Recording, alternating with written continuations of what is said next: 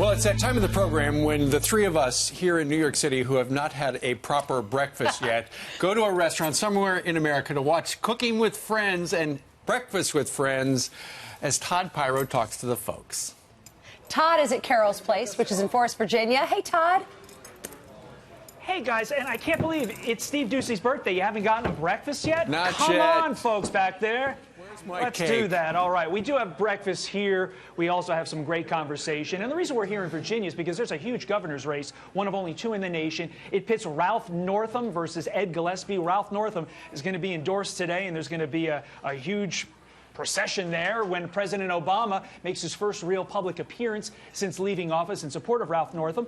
President Trump has endorsed, you've heard some boos just now, President Trump has endorsed Ed Gillespie. We're going to talk to the people right now. And we begin with Rick. Rick is a small business owner and a veteran. Thank you for your service to our country. Yes, he voted for President Trump. He's going to vote for Ed Gillespie because of veterans issues. Why? Well, I believe he stands up for the veterans, and that's a big, important issue. It seems to be that over the years, we've not really stood up for them like we should. Men and women that have put their lives on the line for us. And speaking of standing up, you said you've stopped watching football in large part, and you are really supporting President Trump on the anthem issue. Why? Absolutely. It's the flag. It represents America, all of us. Amen. Amen. We got some amens here. And we got some applause. All right, let's go to Elizabeth. She is a small business owner, and she is voting for Ed Gillespie. And she has a very interesting take on why Ed Gillespie is the man for the office. Why? Because he is not wasting taxpayer money tearing down our statues that are here for our history and our heritage. And you know, that's really important to me because we can't change history. We might not like what happened, but we can't change it, and we need to keep our Virginia history intact. Another issue that you raised to me why you support President Trump and why you support Ed Gillespie is abortion. You have a very personal story. Why don't you tell us? Well, I've wanted a big family ever since I was 15.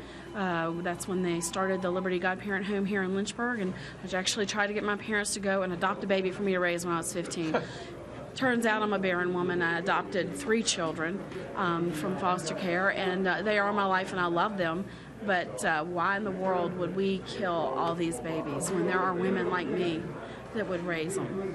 Thank you for your time, Elizabeth. We're going to go now to John. He's the president of College Republicans at Liberty University.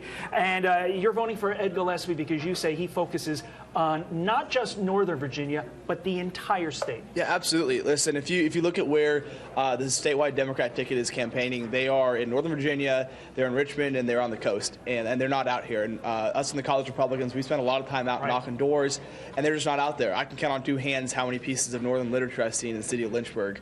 Just since school started this semester. Thank you for your time. Olivia had the same point. He focuses on this area, not just the northern part of the state. By the way, what an amazing crowd here. Can we get some cheering and hooting and hollering here in this crowd?